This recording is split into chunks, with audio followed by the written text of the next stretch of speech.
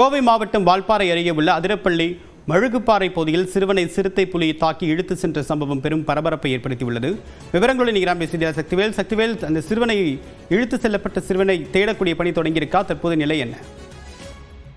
தேவப்பிரியன், அதாவது கோவை மாவட்டம் வால்பாறை தமிழக கேரளா எல்லை பகுதியில் அமைந்துள்ளது மழுக்குப்பாறை வீரன்குடி பழங்குடியின மலைவாழ் மக்கள் கிராமம்.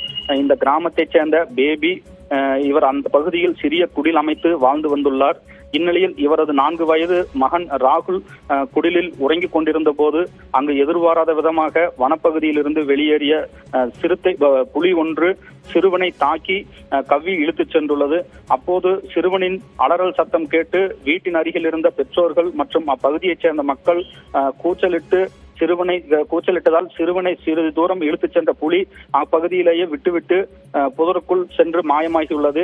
படுகாயங்களுடன் இருந்த சிறுவனை உடனடியாக மீட்டு மழுக்குப்பாறை டாடா மருத்துவமனைக்கு கொண்டு செல்லப்பட்டு அங்கு முதலுதவி சிகிச்சை அளிக்கப்பட்டு மேல் சிகிச்சைக்காக கேரள மாநிலம் திருச்சூர் மாவட்ட பகுதியில் உள்ள சாலக்குடி அரசு மருத்துவமனையில் தீவிர சிகிச்சை பிரிவில் அனுமதிக்கப்பட்டு சிகிச்சை அளிக்கப்பட்டு வருகின்றனர்.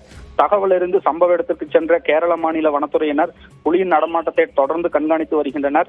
மேலும் குழந்தைகள் மற்றும் முதியவர்கள் தனியாக வீடுகளை விட்டு வெளியேற வேண்டாம் எனவும் வனத்துறையினர் அறிவிக்கையோடு அப்பகுதியில் முகாமிட்டு ரோந்து பணியில் தொடர்ந்து ஈடுபட்டு புலியின் நடமாட்டத்தை கண்காணித்து வருகின்றனர். வீட்டில் உறங்கிக் கொண்டிருந்த 4 வயது சிறுவனை புலி தாக்கி இழுத்துச் சென்ற சம்பவம் அப்பகுதி மக்களிடையே பெரும் அச்சத்தை ஏற்படுத்தியுள்ளது. தேவப்பிரியன், விரிவான தகவலுக்கு நன்றி சக்திவேல்.